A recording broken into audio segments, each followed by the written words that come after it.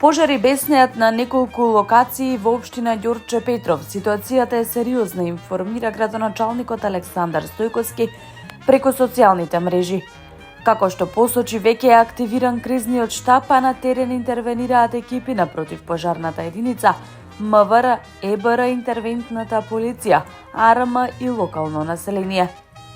Во моментов се локализираат пожари во Стопански над црквата, кај гробиштата во Ѓорче над улицата Црногорска, како и во Волково, Орман и Кучково, соопшти првиот човек на Ѓорче Петров. Го посетив основното општинско училиште Његош, каде што во тек се интензивни градежни активности со цел подобрување на условите за образование и воспитание на нашите најмлади, информираше градоначалникот на општина Газибаба Бобан Стевковски. Стевковски објаснува дека во училиштето се врши комплетна реконструкција на спортската сала, која по завршувањето ќе има возможи на учениците по квалитетна настава по физичко и здравствено образование. Како што вели, покрај оваа значајна инвестиција, се работи на санирање на ѕидовите и подовите низ целиот училишен објект, со што ќе се подобри и целокупната училишна инфраструктура. Градежно занаетчиските активности ги реализираме токму во летниот период, со цел учениците да ги пречекаме во подобри услови на почетокот на новата учебна година.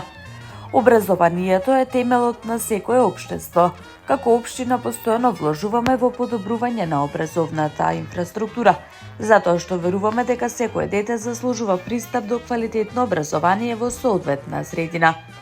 Покрај општинското основно училиште Његош, вакви активности се спроведуваат и во други училишта низ Газибаба, бидејќи иднината на нашата заедница се гради токму преку вложување во нашите најмали, посочи Стевковски. Завршија градежните работи на изградба на нова индустријска улица 9 и дел од улица 16 во локална економска зона Стопански комплекс, информираше градоначалникот на општина Илинден Александар Ѓоргиевски преку социјалните мрежи. Како што посочи во објавата, квалитетна сообраќајна инфраструктура е предуслов за економски развој на Илинден и дека се посветени на креирање на одлични услови за стопанствениците во нивната општина. Ѓоргиевски исто така упати голема благодарност до општествено одговорните компании со чија помош ја реализирале оваа голема инвестиција.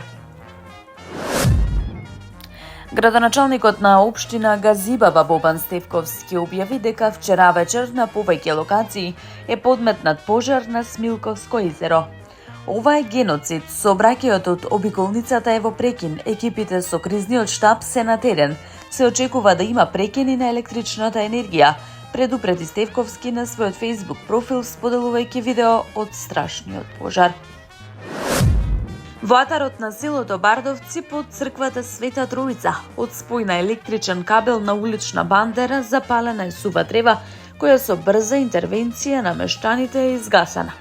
Општина Карпош соопшти дека своите екипи за косење денеска и во наредните 3 дена ги упатуваат да косат сува трева во населеното место Бардовци, со цел да се обезбедат куќите кои се наоѓаат во непосредна близина на висока сува трева.